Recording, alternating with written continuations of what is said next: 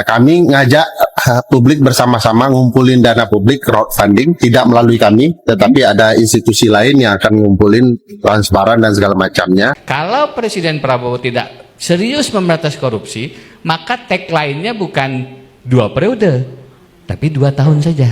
Saya menulis memecat Gibran. Kalau secara konstitusional Gibran masih mudah, sepanjang Prabowo dan Jokowi sudah pecah kongsi.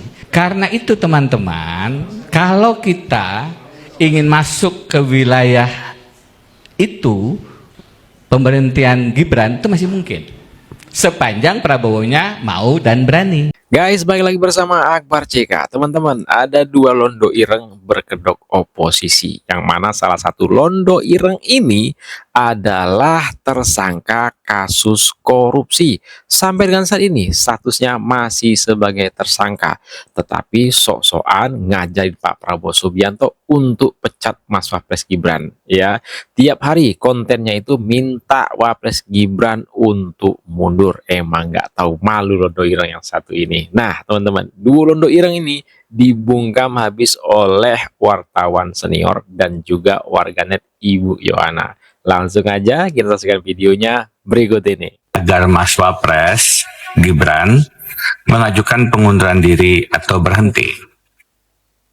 Mas Wapres, sekali lagi saya ketuk hati, Mas Wapres berkenan untuk berhenti dan mengundurkan diri. Tanpa harus melalui proses impeachment di DPR, Mahkamah Konstitusi, dan MPR yang waktunya lama dan berpotensi menimbulkan instabilitas politik dan ekonomi. Mudah-mudahan demi bangsa dan negara, Mas Wapres berkenan dan berbesar hati untuk mundur.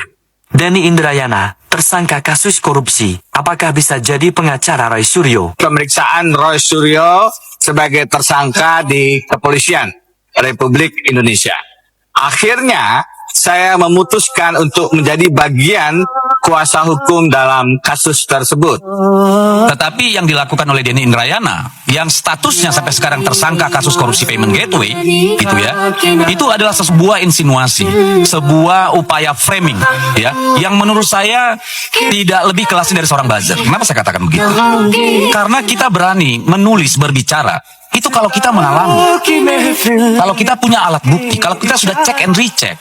Tidak bisa saya dengar si A bilang begini, si B bilang begini, lalu memaksakan itu sebagai sebuah kebenaran bagi publik. Ini Denny Indrayana tadi bicara sebagai seorang profesor tata negara, atau bicara sebagai politisi atau caleg. Upaya clear.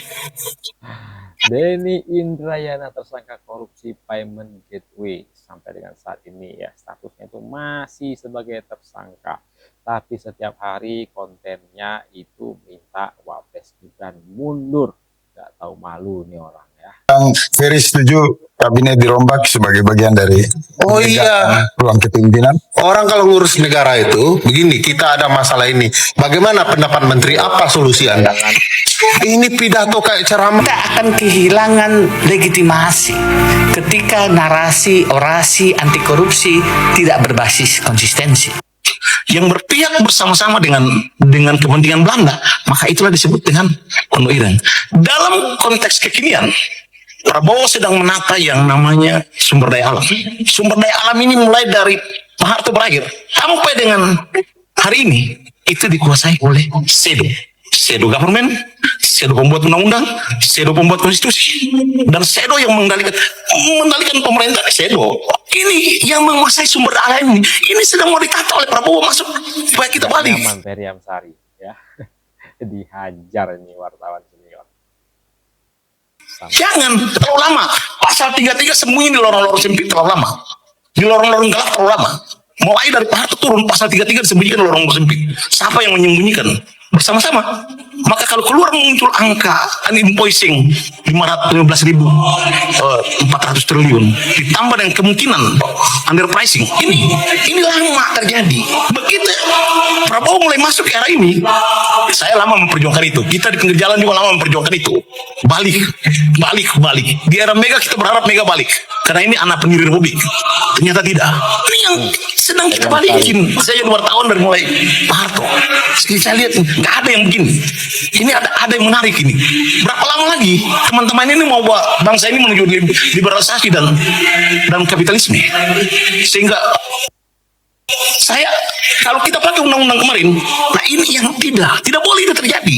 Nah, ada kelompok masyarakat yang berpihak pada itu. Teman-teman kita di civil society juga banyak. Ada juga yang dibiayai oleh musuh-musuh lain. Salah, mari kita perbaiki dari dalam.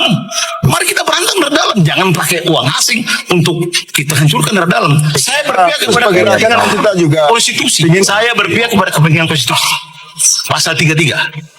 Siapapun yang berdiri di atas pasal 33, siapa berdiri atas kedaulatan rakyat, saya bersama itu. Kalau siapa mau kepentingan asing, saya lawan. Apapun resikonya. Prabowo serius soal pasal 33. Itu silakan terjemahkan sendirilah. Tapi saya berdiri di itu. Sehingga kalau itu ada kesamaan chemistry dengan kita, saya sama di situ.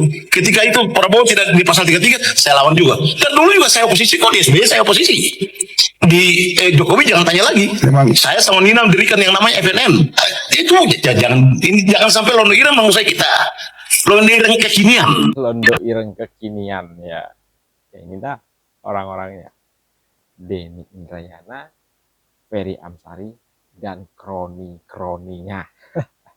Lanjut kita ke video berikutnya ya. Saya lanjutkan masukan untuk memberhentikan Wakil Presiden Gibran. Si kecoak satu ini masih saja cuap-cuap di media sosial. Setelah kemarin dia berjumpa sama Amin Rais, dia mencontoh Amin Rais buat video ya menyerang Gibran, meminta Prabowo Subianto untuk memberhentikan Gibran. Ini manusia nggak sadar diri nih, udah tersangka kasus korupsi, ya kan, masih juga cuap-cuap, tak tahu malu kau. Kata si Tungki satu ini, ya, Bapak Presiden Prabowo, salam anti Londo Ireng. Siapa yang Londo Ireng? Kau merasa Londo Ireng? Ya, kau nggak usah pura-pura baik kau. Udah kasus kau sampai sekarang nggak kelar-kelar, udah jadi tersangka, sampai sekarang status kau masih tersangka. Jadi jangan banyak gaya. Kata dia kan, izinkan saya kembali berbicara melalui video ini apa adanya. Alah, manis sekali muncung kau tuh. Kata dia kan, saya lanjutkan masukan untuk memberhentikan Wakil Presiden Gibran. Kau pikir kau siapa? Hanya seorang tersangka, sok-sokan memberikan masukan kepada Presiden untuk memberhentikan Wakil Presiden Gibran. Dengar, kesalahan Wakil Presiden apa untuk bisa diberhentikan? Kenapa? Siapa yang mau kau usung? Anak daripada ini partai kau dulu. Kalian kan dari partai-partai yang dulu itu, ya kan, kayak ini kan bekas dari partainya SBY, ya, Demokrat, Panci juga sama. Semuanya sekarang menyerang Gibran. Kenapa? Takut kalian kalau seandainya ya Prabowo Subianto tidak lagi mencalonkan diri sebagai presiden dan Gibran yang mencalonkan diri, takut kalian junjungan kalian kalah. Bersainglah ya secara jantan, bukan setiap hari buat video dengan lemah gemulai ya. Kata dia kan, alasan dan caranya sudah saya tulis sebelumnya. Alasan kau tuh gak masuk akal, tahu. Terus kata dia kan, selain pemecatan atau impeachment, ada cara yang lebih mudah, mendorong Gibran untuk mengundurkan diri. Kau pikir kau siapa? Mau minta Gibran untuk mengundurkan diri? Gibran Raka Buming Raka tidak akan pernah mengundurkan diri. Gibran akan menyelesaikan tugasnya sebagai wakil presiden sampai selesai masa jabatannya. Paham kau? Terus kata dia kan, kenapa kita perlu mendorong Gibran berhenti? Kenapa nggak kau saja kita dorong untuk ya dimajukan kasus kau ke pengadilan? Karena kau sudah tersangka. Terus kata dia, tentu bukan persoalan pribadi. Jadi persoalan apa? Kalau bukan persoalan pribadi, ini persoalan menyelamatkan negeri. Kepala otak kau menyelamatkan negeri. Memberhentikan Gibran menyelamatkan negeri. Tahu? Memberhentikan Gibran yaitu membuat keributan karena rakyat Indonesia 58% yang memilih Prabowo Gibran untuk bisa duduk sebagai presiden dan wakil presiden. Jadi jangan suka-suka aja muncung kau bicara. Kau pikir negara Republik Indonesia ini punya bapak kau? Dia bilang kan Wakil Presiden Gibran adalah dosa kolektif bangsa yang memang perlu dikoreksi. Kaulah dosa ya kolektif bangsa di negara Republik Indonesia ini. Sudah dijadikan tersangka. Kasus korupsi masih bisa berkeliaran tanpa pernah duduk di pengadilan. Terus kata dia kan, kata dia perlu dikoreksi segera. Ya kasus kau segera tuh diselesaikan di pengadilan.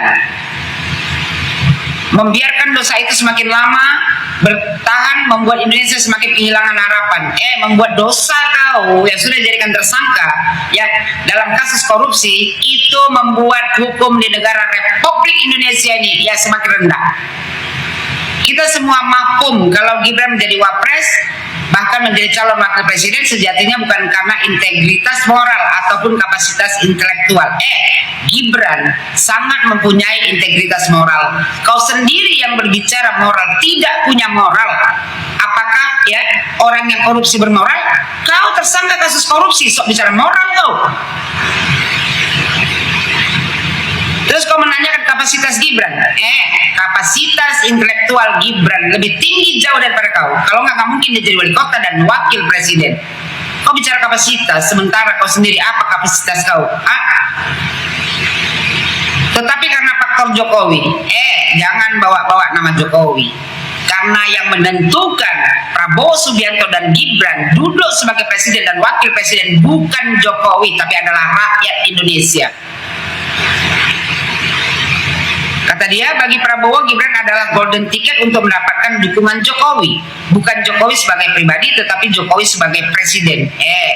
Karena cinta rakyat Indonesia kepada Joko Widodo, sewaktu Joko Widodo yang mendukung Prabowo, semua orang yang mencintai Joko Widodo mendukung Prabowo dan Gibran.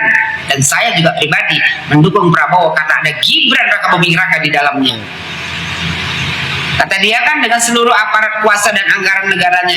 Tungki, bukankah kemarin sewaktu junjungan kau kalah di Pilpres sudah dituntut di pengadilan dan dimenangkan oleh Prabowo Subianto dan Gibran? Kenapa sekarang kau bicara kepinding? Kemarin kemana aja kau? Cabut kau berapa lama kau itu ke Australia? Melarikan diri padahal kau sudah dijadikan tersangka. Sebab Jokowi dengan cawe-cawenya adalah syarat utama untuk menang dalam sistem pemilu dan yang syarat politik dan kecurangan. Kau bicara masalah pemilu sekarang ini basi. Sudah dituntut tuh, dimenangkan oleh Prabowo Gibran. Jadi kalau kau cocok sekarang, nampak kali kau berhalusinasi. Terus kata dia kan, maka langkah korektif memberhentikan Gibran bukan hanya perlu, tapi niscaya. Yang perlu sekarang ini kasus kau tuh diungkap kembali. Kau sudah dijadikan tersangka, tapi kenapa sampai sekarang ya kasus kau tuh tidak masuk sampai pengadilan? Ini kalau ada orang yang bisa melaporkan si Tungki ini, laporkan karena dia tersangka yang tidak pernah masuk ke pengadilan. Kasusnya adalah kasus korupsi. Ini koruptor. Habis itu kata dia kan, terlebih dengan krisis ekonomi, dugaan skandal publik, serta potensial skandal pribadi. Skandal pribadi yang mana? Bukan kau yang punya skandal, kau yang punya skandal, ya skandal korupsi. Kau tuh bercermin diri kau. Kata dia, pemberhentian Presiden Prabowo bahkan tidak mungkin terjadi. Jika Presiden Prabowo jatuh, secara konstitusi kita akan punya Presiden Gibran Raka Buming Raka. Bagi Indonesia itu bukan berita suka, tetapi kabar duka, itu malapetaka. Muncung boy itu, ya. Prabowo Subianto dan Gibran akan menjalankan tugasnya sampai selesai masa jabatannya. Paham kau, ya kan? Kau itu nggak usah jadi pecundang kau, nggak usah jadi provokator kau. Kau urus saja diri kau. Sementara ya kan, kau sendiri terlibat ya kasus korupsi dan kau sudah dijadikan tersangka. Hukum apa yang ada di negara Republik Indonesia ini membiarkan orang yang sudah jadi tersangka kasus korupsi masih bisa cuap-cuap di media sosial, menghasut orang untuk ya kan memberhentikan Gibran? Gibran tidak mempunyai kesalahan apapun untuk bisa diberhentikan. Yang menjadi malapetaka dan duka besar di negara Republik Indonesia ini adalah membiarkan orang-orang yang sudah tersangka ya kasus korupsi bebas berbicara. Terus kata dia, karena itu memberhentikan Gibran adalah solusi utama bagi bangsa. Solusi utama bagi bangsa ini adalah menggiring kau yang sudah dijadikan tersangka ke pengadilan. Ada satu cara lebih mudah untuk memberhentikan Wapres Gibran, yaitu mendorongnya untuk mengundurkan diri. Gibran Raka Buming Raka tidak akan mundur dari kursinya sebagai wakil presiden. Gibran akan tetap bekerja sampai selesai masa jabatannya. Dan kau bukan siapa-siapa di negara Republik Indonesia ini untuk memerintahkan Prabowo Subianto memberhentikan Gibran. Prabowo sendiri tidak punya hak untuk memberhentikan Gibran karena Gibran tidak mempunyai kesalahan apapun untuk bisa diberhentikan. Terus kata dia, pasal 8 konstitusi mengatur jabatan wakil presiden kosong jika mangkat, berhenti, diberhentikan atau tidak dapat melakukan kewajibannya. Selama ini Gibran sudah cukup melakukan kewajibannya sebagai wakil presiden.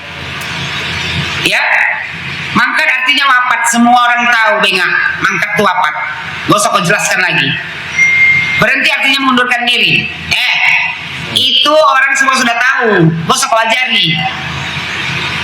Diberhentikan melalui impeachment jika sadar diri, jika sadar kapasitasnya mestinya tidak sulit bagi Gibran untuk mundur. Gibran itu kapasitasnya sudah melebihi untuk bisa menjadi wakil presiden. Kenapa nggak kau saja yang mundur dari dunia ini? Kerja kau hanya membuat keributan. Menjijikkan kau, tersangka kasus korupsi tapi kowar-kowar setiap hari kau. Boy, banyak sekarang yang berteriak-teriak. Revolusi, revolusi, turunkan Prabowo.